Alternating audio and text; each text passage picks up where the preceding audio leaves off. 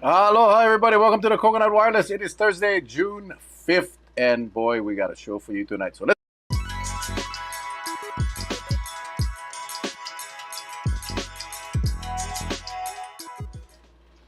Uncle Charlie, you're muted. Yes. What's up, man? You had me a little worried because normally you come on early, and I was a little concerned there for a moment, but that's okay because we got on special guest tonight, and we're gonna bring him on real quickly. Um, I apologize. No, there was a little excitement over here. There was a fire, oh, but are you still working? no. It's right around the corner from my place, and Oh, they brought it under control. But okay, good. I was like, ooh, somebody's still making barbecue, but when it starts to get that real thick, smoky smell, yeah. Yeah. And then next thing you know, we heard that fire engines up. But I hope everybody's okay. Well, Everything's we got a good show tonight. We got a good friend coming in. Before, I just wanted to share this real quick. If you wonder what to do with your kids this summer, Reef Camp, being put on by the reefguardians.org. They are putting this camp together. Just scan that QR code right there. They got a bunch of programs for our kids at Anini Beach. They go out and they study the reef. They do a lot of good, fun stuff. So, guys, if you excellent. yeah, it's awesome. It's a great program. If you need more information, shoot me one DM. I'll send you the info. I'll shoot you the QR code, but go check it out. But tonight we have Pastor Allen Cardines, and he's all the way from Oʻahu. Pastor Allen and myself let's go back quite a way. I was just on Oʻahu at the Native Hawaiian or Sovereign Hawaiian Conference, uh, and I'm so glad I went because number one, it was very informative for me, educational. But they broke out into sessions, and being the former cop, I said I'll go to the neighborhood watch session, and lo and behold, Pastor Allen was there, along with Mike Lambert, the new director of law enforcement, and he was on Kauai today. He will be a guest on our show, Charlie. I talked to him today. He's going to come on in probably in the next couple of weeks, but. Um, Pastor Allen has been active in the community for decades, and he's doing everything he possibly can to save our kids, really. And I just figured, you know what, bring him onto the show. We are on the neighbor islands. We watch the news every night, and it seems like every single day there's something going on Oahu: stabbings, robbery, murder, shootings, gang activity. And I just wanted to have a nice discussion with this local brother here who has dedicated his life really to helping the kids. So, with that, Pastor Allen, welcome to the show. Aloha Mel, Uncle Charlie. Honor and privilege to be here. And you know what's amazing? I never have to go to TSA. I never have to pay an expensive flight to fly over. I just did to get the link and click the button. So honor and privilege to be with you guys tonight. Pastor, just briefly, I know this. It would take an hour just to go through what you're doing, but just real quick, introduce yourself to our viewers, and then we'll get into the nitty gritty meat and potatoes. Yeah, so I'm a pastor out there out in Nanakuli. I also sit on the Hawaii State Commission on Fatherhood because I believe that fatherlessness is one of the biggest crises in the world. I am a team member on the Neighborhood Security Watch. We help support local people find positive, productive solutions to painful and seemingly impossible situations. And right now, with the violence going on over the last 2 years specifically, um, health and safety of our community is the number one priority. How do we create a safer, more caring culture and community of aloha and to prevent, deter, reduce crime in our community? So that has been my primary focus. And of course, with that, a whole bunch of other things, but we would need a couple of podcasts to cover everything. So, but that's the brief overview of what's going on. Well, and I appreciate again you taking the time to spend with us tonight. I will say that Charlie, Charlie and I are both former cops. Charlie was on Maui. Uncle Charlie was a cop on Maui. He's dedicated his life to community service as well and public service. But we had discussions in the past, Charlie, about when our crazy state was looking at legalizing the commercial use and production of marijuana and gambling. And Pastor Allen has been very, very vocal, and his following, his group, his church, and everybody else is a lot of his kids that he'd been helping come out and spoke out against that. And so far, we've been successful. So I just want to personally mahalo you. I know we got viewers here that thinks we should legalize it. Apologize. Hey, we can agree to disagree. But when you look at what's happening on Oahu, Pastor Allen, maybe you can share a little bit of what is your assessment of what's happening right now on Oahu? Right now, there's a lot of crime going on, but specifically, my primary focus is, but not limited to, the west side of the island of Oahu, Nanakuli, Waianae, Makaha side. And so last year, we were rocked to the core with a shooting in August 6th, where a 31-year-old man died on August 6th. Then on August 15th, a double shooting in Oluwehi in Waianae. And then on August 17th, on Waianae Homestead, a 60-year-old man threatened to kill a grandma, her daughter, and the grandkids right on Homestead. And the HPD showed up to neutralize the threat on the 17th. Then on September 1st, Waianae Valley Road, someone rammed his tractor into his next door neighbor and fired shot, killing 3 women there. And then after that, on August 6th, in Nanakuli, a 22-year-old guy was killed. So has 5 major incidents, but that was, as painful as that was, the year before in 2023, homicides on my side of the island went up 80%, 80% in 2023. So you got that, and then you got other things going on across the island. So um, yeah, so and people ask, what's the cause of that? If we go back in history, if you look at the book of Genesis, chapter 4, there's a story about Cain and Abel. And God warns Cain. He said, hey, why are you so nuha? Why are you so angry and dejected? He said, hey, if it watch out because sin is crouching at the door to control you and you must do it. So number one, I realized that if you cannot control yourself, you out of control. If you cannot control yourself, you out of control. And then the second thing is once we cease to see each other as family, then we will cease to behave like family. Interesting that the first act of violence happened in a family in the Bible.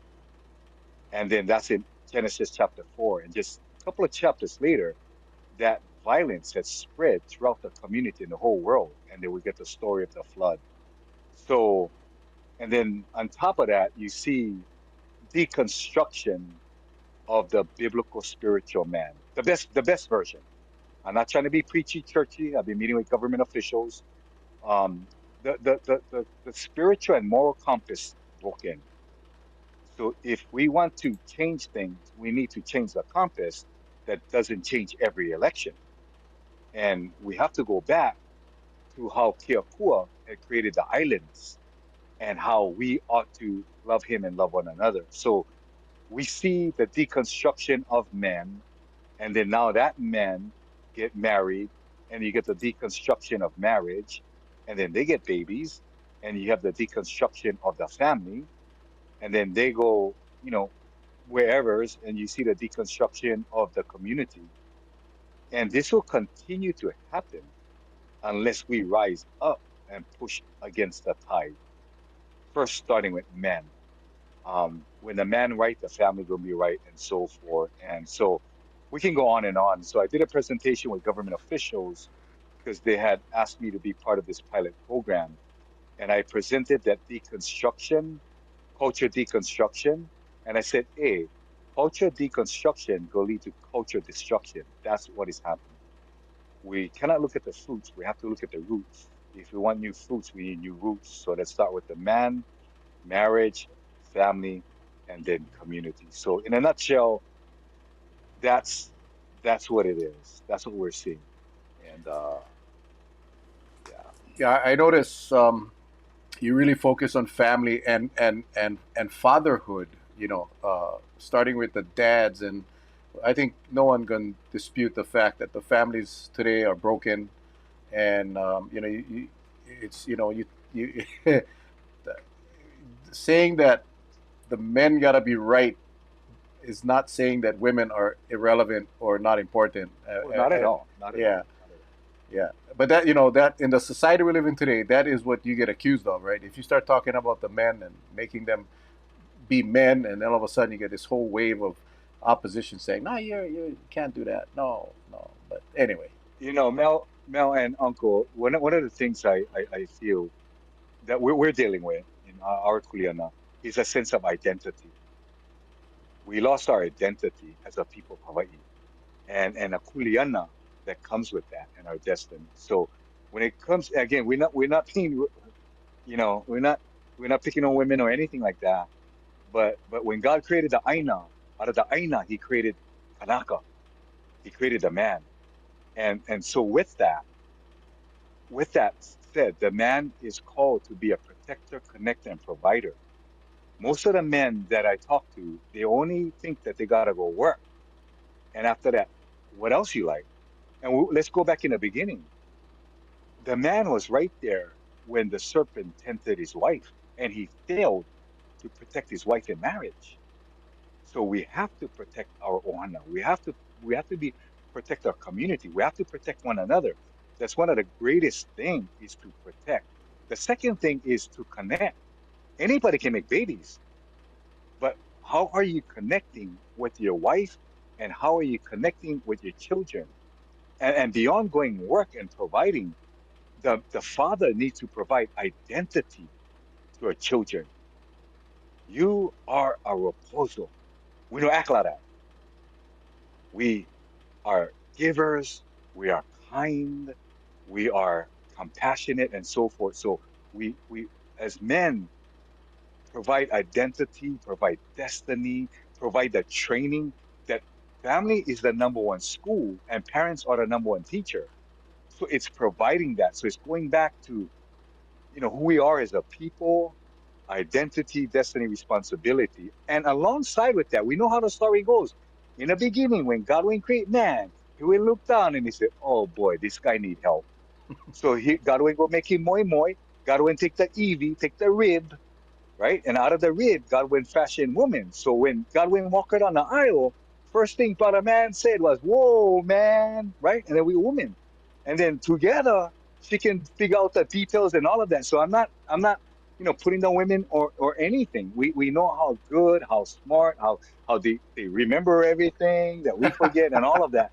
But it's together as as the best version of family we need both a father and a mother and healthy. So I think it's that. And as I'm working with men that going into prison, coming out of prison, they didn't know that they were called to be protectors, connectors, and providers. So it's a sense of identity, destiny, and responsibility, and restoring the best version of man, marriage, family, and a community. So yeah. so Uncle Charlie, you're the oldest one here. What is your observation of how things have changed from when you was a little local Kanaka kid running around Oahu and then Maui and then now on Kauai? What is your biggest observation that you recognize uh, in today's world? Well, what I seen, again, born and raised in Camp Ford area, then moving up Oliver Heights. I have family in Nanakuli. Um, my uncle had on pig farm on Hakimo Road, where you get a lot of action. Uh, Other family grew up by the cabanas by Jade Street, all down that area. And so, growing up, we had a lot of good times. But then over a period of time, something happened where everything started to become territorial. And then that's when I started to notice the violence started to move in. Mr. Allen, a good friend of mine was um, Pastor Mel Amina. and his family, because we used to fellowship with the Door Faith. We used to go up there to the Waianae Pentecostal Faith Mission. And I remember how we would always talk to those who are kind of lost. And the same compassion that just listening to you, it started to bring back, deep memories when he was alive. And how, I was in the police department at the time, and how he would administer to me. And he, I shared with him that, I get all roots in this area on the west side. But again, you bring up the point about men and women. One thing, like in my marriage, many times I gotta learn how to say I wrong and be humble and give that apology real fast, because if not, whoo, I get mean kind of scolding, But I think you have to do that, and I think a lot of times, some of these violence, we kind of think about it is, I didn't know growing up.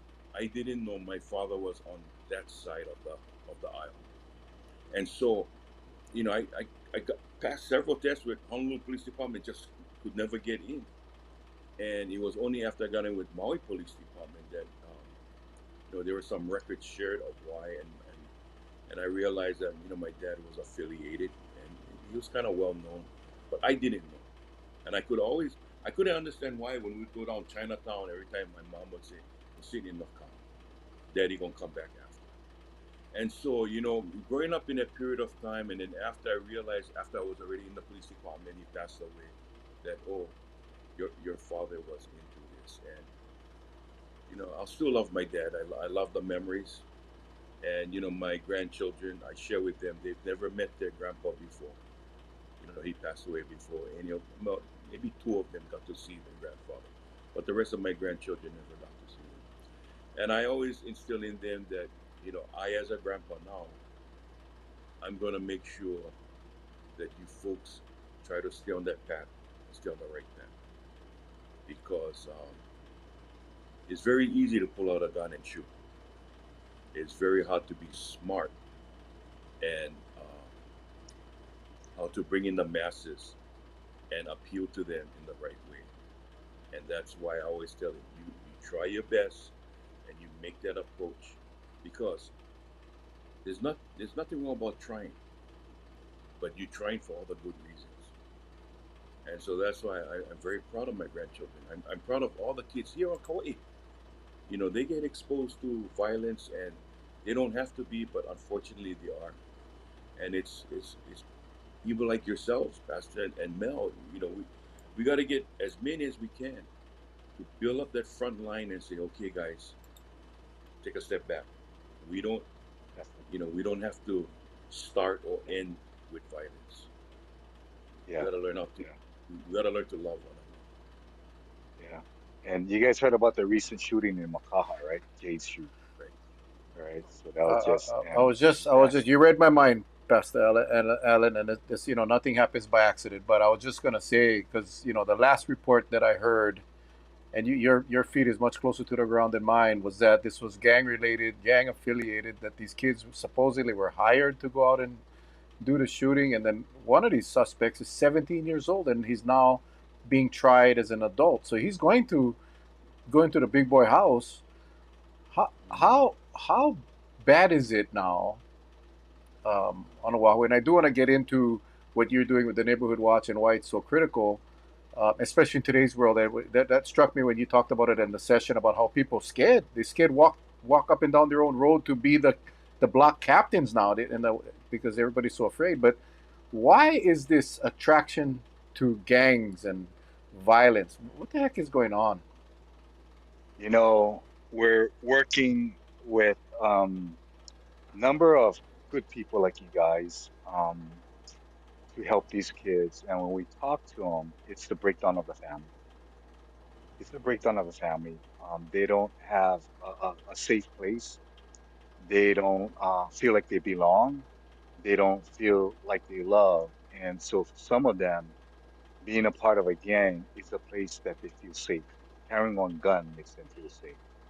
They feel valued and so forth. So And again, this is coming straight from young teenagers that are lost, and but at the root cause is fatherlessness. The father's not around, broken families. They're not loved.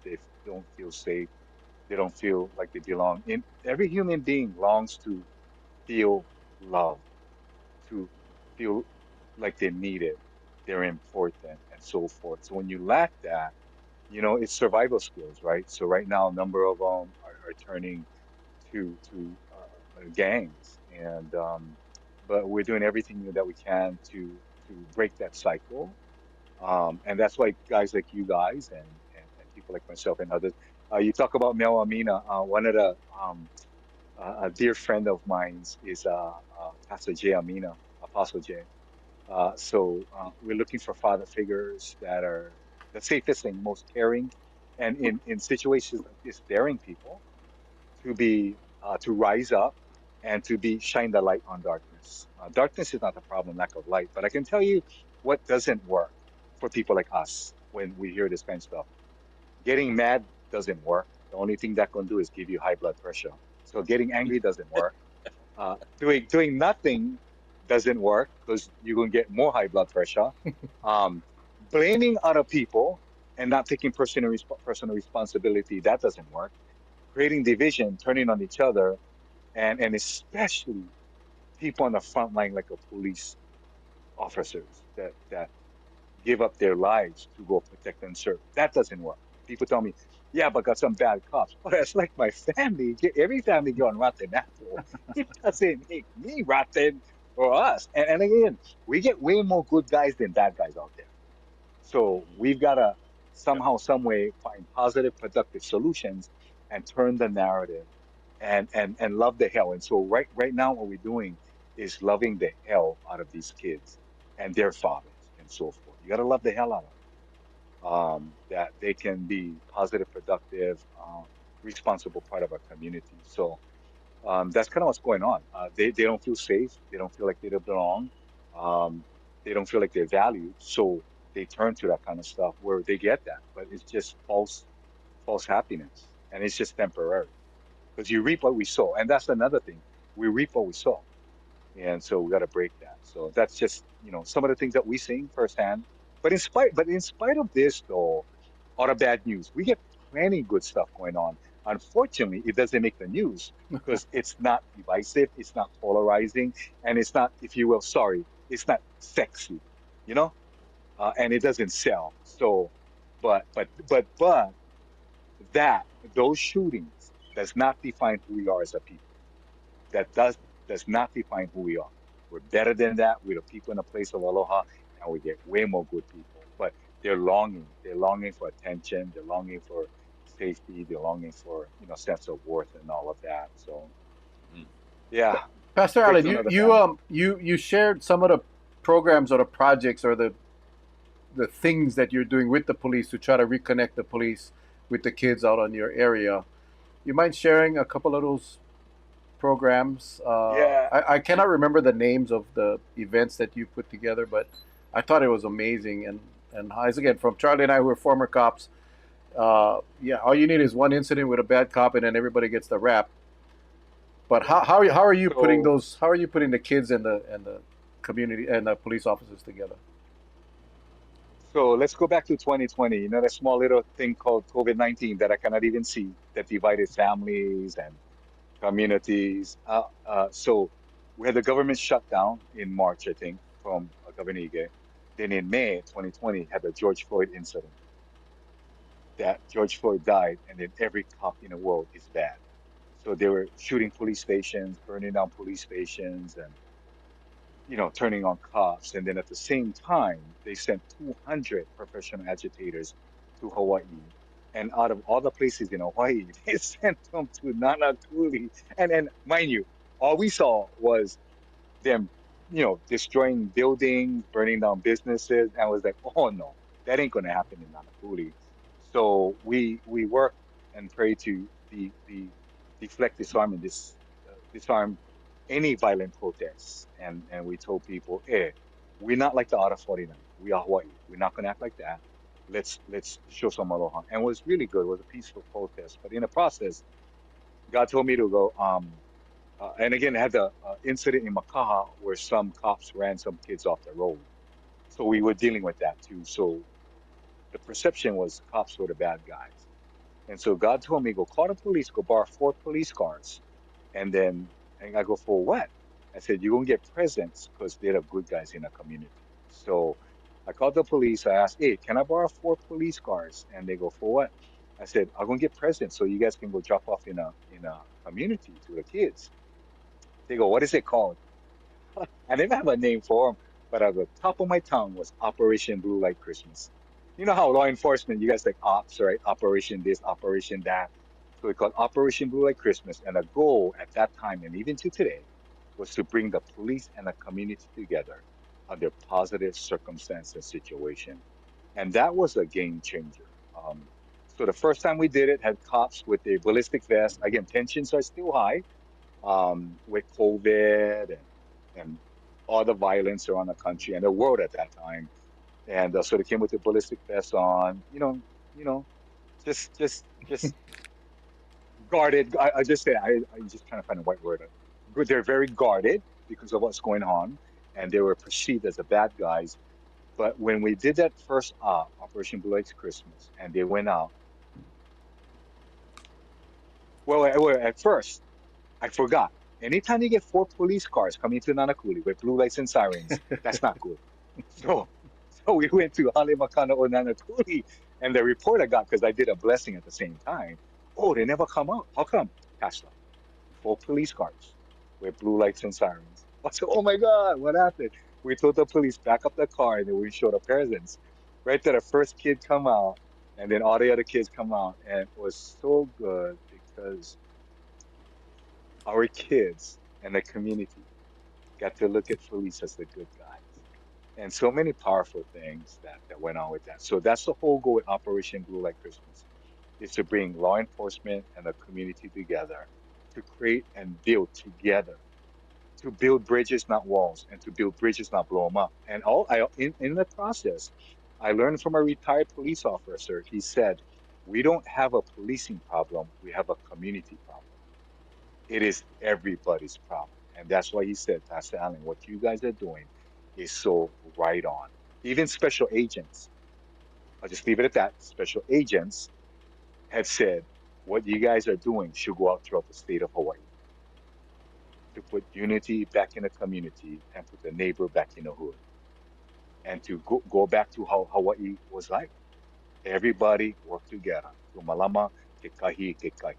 To aloha, ke kahi, ke kahi. And that is the goal of Operation Blue Light Christmas. So that's one of the projects that we're doing, and that's through our neighborhood security watch to prevent, deter, reduce crime, and win the younger generation, win them over, that they belong, they need it. And part of that is we were able, through our restorative justice program, if we get 4 or 5 police cars, then we call the front seat of the police car the VIP seats. So we asked the brother, hey, how many of you guys been right in the front seat of the police car? They all raise their hand. The front seat. No, no, no, no. In the back seat. No, I'm not talking about the back seat. I'm talking about the front seat. You guys ever ride in the front seat of the police car? They go, never.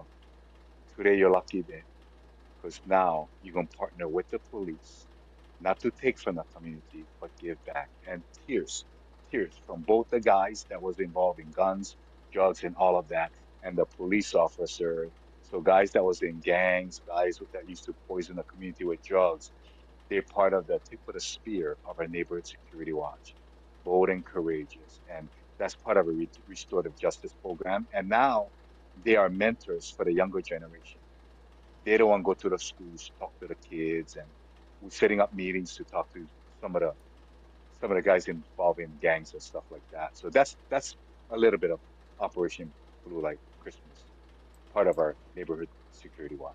Definitely a chicken skin. I mean, when you told that story yesterday, I heard it for the first time, well, on Monday or Tuesday, I guess. It was just awesome. I was blown away. Julie says, "Thank God here in Kikaha we have a successful community watch group."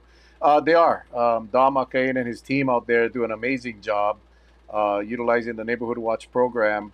They are well organized and they are very, very, very successful.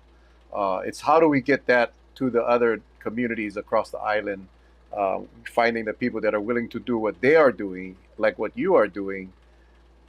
Charlie has his own neighborhood watch program. It's just him. There's one sheriff in Waimea, and that's him. And all he got to do is walk outside, and all the bad guys run inside. So, And when we kind of look back, it started off, especially when we talk about our children. My wife and I would go into, at the time, Ishihara was still open. And on school days, we could see the fortunate children and the unfortunate child. Just by how they were buying, like one would buy spam musubi while the other would just look on because they didn't have money. And my wife and I would make it a point to walk in when we see a group of kids, and they would come from behind. And it would always make us feel good because we don't want any child to be left out. So we would tell them, go get something. Because if your friends can get, you can get too. And then we would pay for it in the loose change. I said, boy or girl, I have a funny feeling you don't have enough for school lunch. So take this money and you can go buy lunch. Because, everything is, you build character, right? And kind of hard when you go to school and you're not given anything. And it has a profound effect on a child, and I see that all the time. So one of the things we started to do in Waimea, and I know that there was a lot of privacy acts with the schools, but we would ask the counselors at the high school, how many kids right here will graduate homeless, no can afford their gown? And they would tell us, but they don't give us name. I says, okay, so Mrs. Iono would say, honey, go up there, take this check, and put them in their hand. And then we'll go find gift cards. They need to buy shoes. They need to buy clothes underneath the gown. And on top of that, they also need to attend Project Grad. Because they cannot graduate and don't be part of Project Grad. That's when you start building the character. You start bringing everything together. Like, hey, I'm inclusive now.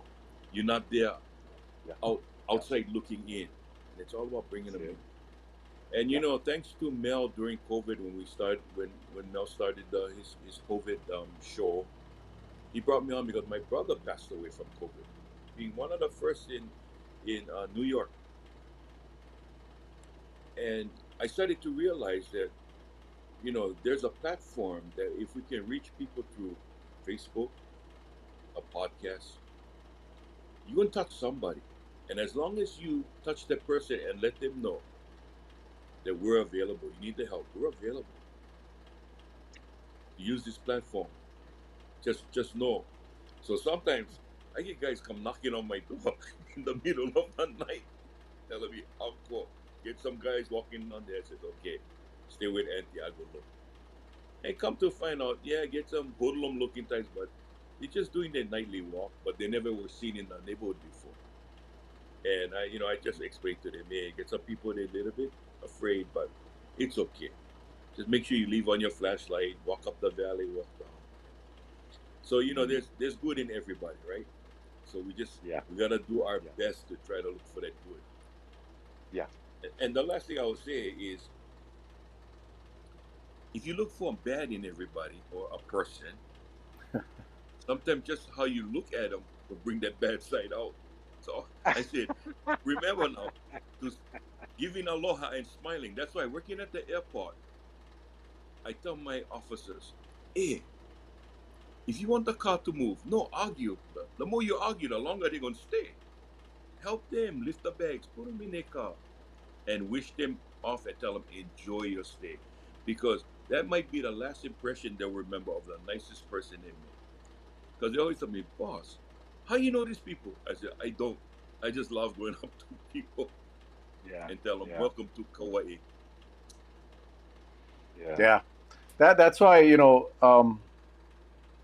I love talking with pastors, ministers, and, because they don't see the bad in people, right? They know it's there, but they just know how. And I can speak just from the pastors that I personally know and talk to. I just had a pretty good discussion with one of my pastor friends this morning, and they're always so uplifting and just amazing how they can flip the switch. You know, just it just happens. So yeah, we appreciate what you guys do out there. Real quick, I gotta take this question. Any update about when our next chief of police will be hired? No. They just started the process, and I would assume there's probably about a year and a half away. I would guess. I don't know why it takes so long, but. Hey Mel, can I give a shout out to another pastor classmate, 1977 Kamehameha School, Bula Eastman? I like to say, aloha no Bula. Is he on? Is Bula on? I don't know, but I know every once in a while he'll peek in, but yeah. Shout out. And my other classmate, brother John DiMello from the island of Maui. Yeah, brother John. We all classmates. We were in a God. in the third grade, but man, we had a wonderful ride. That's what, God, he has allocations of pastors, right? So, depending on the class. So like in your class, because of the badness, he had to allocate more pastors out of your class. That's exactly what happened. No, but as Uncle Charlie was talking, if all of us can be able to look for the treasures in people, places, and problems, anybody can find the trash. But if we can look for the good in mankind and pull that out, look for the good in people, and be able to believe in them. And in a lot of cases, people don't believe in themselves until somebody else does. That's why, as Uncle Charlie was talking, I think it's that how do we perpetuate that sense of aloha, and how do we be prophetic? Yeah, how do we bless people and not blast them? How do we be peacemakers and not troublemakers, right? And so forth. And so it's just by looking for the good, be treasure hunters. And that's one of the things that we're encouraging people. Look for the treasure, look for the good in people. Because there are. And sometimes just childhood trauma, whatever it may be in the past, and they need hope, help, and healing. So that's the key as we move forward. Yeah, so good being with you guys. Just love hearing you guys. And you talked about Mel. You talk about the neighborhood security watch on there up there in Kauai, how they organize. I was talking to law enforcement. I said, "Hey, you guys know why organized crime is so successful?" They go, "Why?" Because they're organized. The bad guys organized. I said, "Come on, let's just keep it simple." Can you imagine if all us good guys just put away whatever difference is and come together and Lokahi and Laulima together and shine the light together? It'll be huge. It'll be awesome. And that's what we need. If it takes a village to raise the children, then we got to come back and be intentional. Find the safest, most caring, and daring people. Come together, e pulikako, and be intentional. Prioritize the build this and build a structure, build a foundation that would serve the vision of the community. Everything needs a structure and foundation. So so good, man. So good being with you guys. No, that was the other nugget when you talked about the organizing. Everybody's head nodded in that room, and there was quite a few people in that room. But when you said that, and I never actually thought about that, but that is so true. The criminals are all organized, and they prey on the unorganized. So that's what they do. That's how you said it. It was just so profound. This morning, I had the honor of making opening remarks at the State Police Commission conference that is being held on Kauai. So I had a prepared speech, but obviously in the last couple of days, there's been some activity at the Honolulu Police Department with Mayor Blangiardi and all of that. So I immediately knew that speech ain't gonna fly.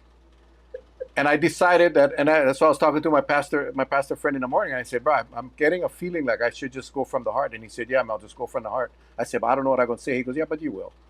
So it's cool. I said, and I'm not going to go into detail, but I basically said, Chief Logan was here, and I said, "Chief Logan, I don't know if you realize this, but your presence here today has dramatically changed the dynamics of this conference," because it has. But this is what I said. I said, every single one of you in this room, because you had elected officials, you had police officers, you had all the 4 chiefs of police, you had all the police commissioners, You had all the leaders, you had county attorneys, you had all of these people in this one room. I said, you guys are the people that can make the police departments better in all 4 counties, because you guys are all here. You guys are the decision makers. You're the policy makers. You guys can do it. If I was the boss, I told them, I would lock all these doors, tell you, call all your spouses. You ain't coming home until we come to some solutions.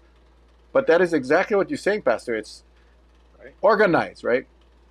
Come together for the betterment of the community and put away all that rubbish, the pilikia, and then they could get that done before that conference is over in a couple of days.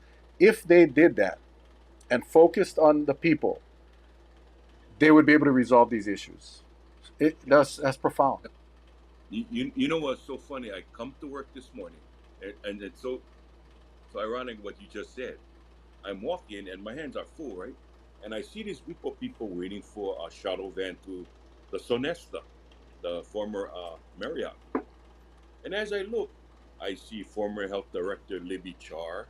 Yep. And I look again, I see former fire chief for City and kind of classmate of mine, Kenneth Silva. He's there. And then I see Joe Logan. So I walk up to Chief Logan. I said, Chief, I just want to tell you from my heart, I support you. He go, well, thank you. He asked, what's your name? I said, your older brother, Mark, is married to my cousin, Wanani. And she's an Iona. The Iona's from Waianae. And he goes, oh. And I said, you remember a couple of years back, there was a disagreement between the mayor and the police chief of Kauai? And then there was a lawsuit, and the police commission won that lawsuit against the mayor. He goes, yes, I remember that very well. I said, I happen to be the chairman of the police commission at the time. And he goes, Darryl Perry. I go, yep, Darryl Perry. He goes, he was my lieutenant. So, the conversation started to go, and I said, are you doing okay? He says, I'm perfectly fine. I says, okay. I just want to make sure that you're okay. Because, a lot of people, they don't understand that when you sacrifice a chunk of your life to serve the community, you take the good with the bad. In police work, most of the time, it's the bad. You damn if you do, damn if you don't. Yeah. And sometimes you go to work and you don't know if you're going to come home. And so that's why I tell the rookies nowadays, when I see them, I see, if you eat humble fish and you let the person know that you're here to serve and you're not here to disrupt, you're going to get a good career. I guarantee you. But if you're here to disrupt, trust me. I mean, we see it happening right now, right? They bring up all of this, they're upset about the way, Homeland Security and how they're deporting all these migrants. It's just the optics. It doesn't look good. And so if you look at what's happening now down the road, people will just get fed up and they're going to take action. And that's what we don't want to see. We want to see that, hey, things can be done right. You got to go back to the basics. And I think when you started off and you shared your biblical knowledge, I'm going to say that for someone who hasn't been to church that much, but yet I was in the music ministry with the Door of Faith. And how we learn is because I couldn't stay and just read the Bible. I had a hard time comprehending, even though I wouldn't come in out. But through music, it administered. And see, Pastor Amina then was the start. And that's why I love playing music. And it's continued now, even with my group as we play every week. And so, I'm grateful that my music ability, even though I don't think I was that good, but it helped pave the way for me to enjoy, just play music and just love it. Hey, Pastor Allen, before I forget, I want to make sure, because we have, obviously we have viewers from all over the state and all over the country, really, but if someone wanted to go to your ministry, where can they find you? They can go to Transform Our World Hawaii. Transform Our World Hawaii. That's one of the umbrella organizations that we're part of. Transform Our World Hawaii.org. Go there, send a shout, and if again you're interested in creating a safer, more caring community, if you want to prevent, deter, reduce crime, if you want to be able to empower the next generation, and also to find positive, productive solutions to painful, impossible situations. You know, as Uncle was talking, one of the homes in Nanakuli was in operation and well known by law enforcement as a game room. The Koreans was running on, and a number of people were running on for over 20 years. And yet they couldn't shut it down because the system, I realize, get jurisdictions but have limitations. And sometimes they don't always connect and intersect or play nicely together. That's why we the people can make a difference and come together and get organized and build bridges and so forth. So, but yet after 20 years, um, and by working with, not against government officials, we can put our heads together, get organized, and after 20 something years, we finally was able to shut down that well-known drug house and game room in Nanakuli. So it takes commitment, and he, can do. That's who we are as a people. That's who we are. So it's listening to you guys, just and honored and privileged. Well, Yeah. you're blessed, right? You're blessed, and we all have we all have our traits that we are better than other traits. But I gotta ask a personal question, and I shouldn't do this, but I will. Were you always this good, or did you have a colorful past growing up? I mean, I remember I told you this is uncensored, unscripted, and I'm God is telling me to ask you this question, so you cannot refuse. Oh God! Oh, you gonna put a God card on me? No, no, no, no, no, no, no. I wasn't. You asked my classmates. Did you ever think that Allen Cardines would be one nice guy and one pastor? I said no. So I wasn't. And going back to when Uncle was talking, the reason why I got involved because our community was frustrated with government. I get one 94-year-old tutu that moved faster than our government. 94 years old. And the brothers and the Kanakas wanted to take things in their own hands. Seriously. Seriously going on there. And I said, we cannot lower ourselves to that standard. And we're trying to keep the good guys out of jail and put the bad guys in jail. We're not going to do that. We're not going to act like that. We need to learn the policies and the laws. That's why I got involved to de-escalate the frustration and vigilante mindset that was happening. And I don't blame them. It's frustrating, you know. No more the reports, lost the reports, and they don't call back. So I wasn't always, and I wasn't the smartest guy in a pencil. But you know what? My heart breaks. My heart broken for my people, my community. And when you broken, you desperate. And it's out of the desperation. And I realized, Galen, no get stupid, no get mad, because you know how that going. And you do nothing, you know how that's going right now. And you causing division and blaming other people, that's not going to work.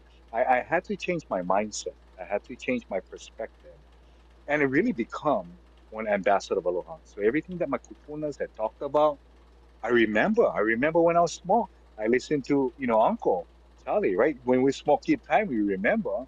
Now we older, okay, are we gonna listen? So yeah, so that's the thing. I'm because and you know what? I want pastor, but it's just like you guys, I want human being. I just get a little bit more responsibility and I'm accountable for my behavior. But that's why I think if everybody would just be accountable for their own behavior and realize the only person you can control on good day is yourself. And for me, I get hard time. You guys lucky on Kauai. You guys don't even know what traffic is like. When I gotta go to meetings in town and fight traffic, oh man, I crying out to Jesus. I think I got saved like 4 times. I wanted to get baptized 3 times. So I just like on regular Kanaka, just like a normal person, but I'm accountable. And I think that's the thing. If we just be accountable for ourselves and our kuleana, and do what we have to do, then we can together we can make Hawaii a better place with us. So I wasn't the smartest. I still not the smartest. I just broken and desperate, and I'm gonna do what I gotta do to create a safer, more caring community, a culture of aloha and ohana, and prevent deter reduce crime. Wow. Well, I just got to say, because right now there's a bunch of Kauai people saying, no, brother, we get traffic on Kauai. We get, I mean, yeah, I I don't know never when. know. Sorry, Yeah, calamai. we get. I mean, it's if you coming in from the west side to Lihue in the morning, brother, I just hope you don't gotta go bathroom because there is not. It's you stock and same as the other side, and it's. But I gotta agree with you. Government moves slow, and I think everything that you described of the frustration, our people, they have that same frustration too, and it's that's why I really appreciate when you speak when we were doing the marijuana legislation and how you spoke and how you get your message across in that calm but aggressive. I don't know if aggressive is the right word, but the words you choose is so convincing, and it's so real, and it's obvious that you're speaking from experience. You're not just, like you said, some paid person to come down and spew garbage. It's coming from the heart because that's your community, and your community is broken hearted, and you're just trying to do what's best for the community. Yeah, Mel, if I could make a plug, you talk about me being at the Capitol. In many communities, you see psychosis, you see schizophrenia, you see mental illness, right? And most people don't know that THC in the marijuana produces psychosis, schizophrenia, and all that. I had 6 funerals by suicide. Uh, Actually, 5 of them by suicide, um, due to psychosis, and they didn't have the hope to cope, the hope to flow, so they turned to dope. So I know a lot of the problems, the guys' addiction and all. I know that. So we already got enough problems. I don't know why we're going to create more problems by legislating recreational marijuana. And then elected officials are telling me that we're going to put safeguards to protect our keiki. I said, stop and think about that. How is Yeah. safeguards working to protect their moms from domestic violence? Okay, the home not safe, their marriage, their mommy is not safe. How is safeguards working to protect our classrooms and school campuses? Yeah, that's not working.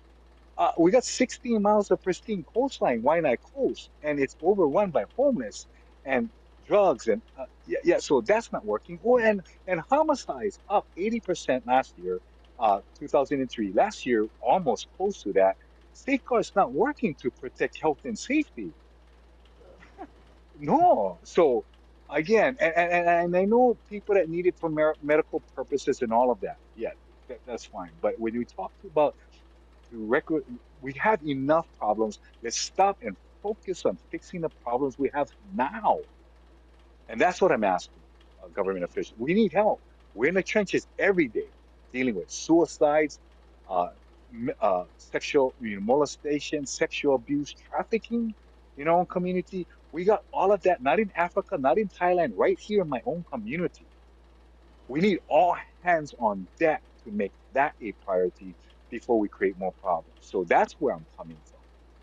Our kids and our families are broken, and we have to make a safer, more caring community our number one priority. So I just wanted to put that out there. So you having Mike Lambert, I think is good. He's been a big support for us as a former Narco and vice commander, really adding in that element and so forth. So man, it's the Kako thing, man. We can look Kaila Lima together. We can do this. Well, when I first heard that he was going to take over the DLE, what was funny is his beautiful mom was also my classmate, and his See, dad Charlie, was. Charlie, Charlie had flunked 4 times, so his senior class it's. No, I am proud to say that I graduated at the age of 30. So I'm proud.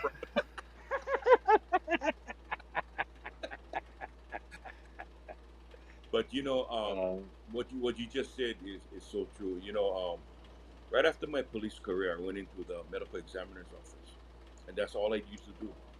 I was I specialized in that. In the department, I was a traffic investigator. So everything I did was always the doom and gloom side of things. And I started to see what you were saying, because sometimes when the family would come down to identify a loved one, right? You could all you could already see there were certain family members, something was happening that wasn't connecting, and you could never put your finger on it. And then maybe 2 3 months down the line, you come in that office, you start your day, work up, and you look up on the board, you see one name, go, hey, and you go downstairs, and you see what you see, right? And they said, hey, this family member was just here identifying their loved one, only for them to take their life. And after a while, I had to ask myself, you get to a point that as an investigator, you got to start decompressing. You cannot keep holding all of these things in, because it's it's going to blow up. And so my relief was always coming to see my wife, because at the time I was there, she was already on Kauai, and I would fly every weekend to come and see her. It gave me that chance. But I hope the people that's watching tonight, you've been hearing some pretty heavy duty testimony from someone on the west coast of Oʻahu. And like I said, I was born and raised on Oʻahu, so I know it was back in the days when it had Quonset huts, the same Quonset huts by Kapalama Canal, and back then Kapalama Canal was clean. We used to jump in over there, swim. Now you get shopping carts in that down river, that kind of stuff. But that's why we learned how to feed pigs, because my cousin, I don't know if you know the Choi's, they had the pig farm on Akimo Road, and he was a former, I think he was principal at Nanakuli High School as well. So, I just hoping and praying that the people that are watching really understand, and maybe really, I hope this motivates them to jump on the bandwagon to, number one, save our keiki, save our communities, save our community.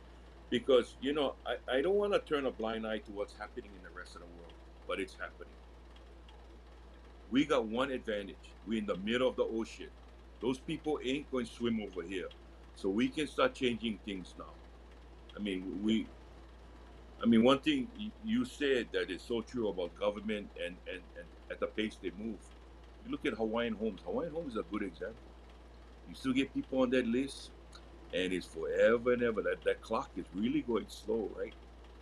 And I'm just like, come on, gang, come on. So I just want people to understand. We get a lot of things, but we put a good step forward in a positive way. It may or may not work. You won't know until you try, and use whatever gift you have inside to share with others. It'll mean a lot. It'll mean a lot. TransformOurWorldHawaii.org, man. Go check it out. Check it out tonight. We really appreciate you joining us tonight. There was a question, Mel, are you going to DC for Hawaiiana Hill? Larry, yes, I am. Leaving tomorrow night. So we won't have a show next week because I'll be flying. I'll be on a plane next week, Thursday, coming home. But we will have, our show will be the week after next Thursday. We'll have Representative Luke Evslin joining us to talk about the overview or the recap of the legislative session. And I can assure you we'll ask him about the marijuana and his position, because we got to identify those that we gotta focus on. But Pastor Allen, I want to give you some time to share some closing comments. I want to respect your time. I could talk to you all night long, but I just want to give you some time to share with our guests from the heart. And I got to say, I appreciate you joining us tonight, man. No, first of all, I want to thank you, Mel, for the invite, and Uncle for your mana'o. I just love listening to you. I'll give Apostle J your aloha when I see him. And again, always remember that darkness is not the problem out there. Lack of light is. Let your light shine out. And another thing is what I learned. Once you stop caring, game over. Game over, power. Once you stop caring, game over. And we have to continue to care. There's no plan B. We are it. So no matter where you live, no matter what's going on, always aloha ke akua, aloha ke kai ke kahi, and let us not conform to the world. Let us not give up. Giving up is not an option. Aloha never gives up. And faith, hope, and love. Love is the greatest. So I want to really encourage you guys. Sounds like you guys pretty organized. You guys got two great leaders out there, Uncle Charlie and Mel, taking the lead on a number of things. I'm grateful for Mel. I call Mel when I need help at the Fatherhood Commission or other places. He's so willing and able to come in from his law enforcement perspective. So let us look Kahila Lima together. We're better together. We're stronger together. So I thank God for all of you guys. I'm again super grateful to be part of this program, and yeah, looking forward to working together to create a safer, more caring culture and community of aloha and ohana. From Kauai to Ka'u, from Hanalei to Hilo. Hiki no, can do. Let's go for it. Normally by now I'm tired. I like go sleep already. But bro, you just said fire me up so much. I'm not gonna sleep tonight. My head is spinning right now. Your words, Pastor Allen, is so impactful, if that is even a word. But yeah, we appreciate you and what you're doing out there. I know it's not easy. It's not easy. We here on Kauai, we try what we can, and it's hard because, like you said, right, we cannot give up. And some days you wake up. I like what you just said, and I think I'll make a shirt. Um, the world is not dark; it's just lacking light. I think that is awesome. But we just got to remember to do what we got to do to protect our keiki and our kupuna, and so we got to do everything we possibly can.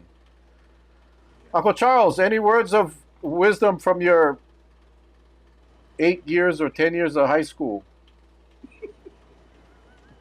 Well, first, I'd like to give a big mahalo to Pastor Allen.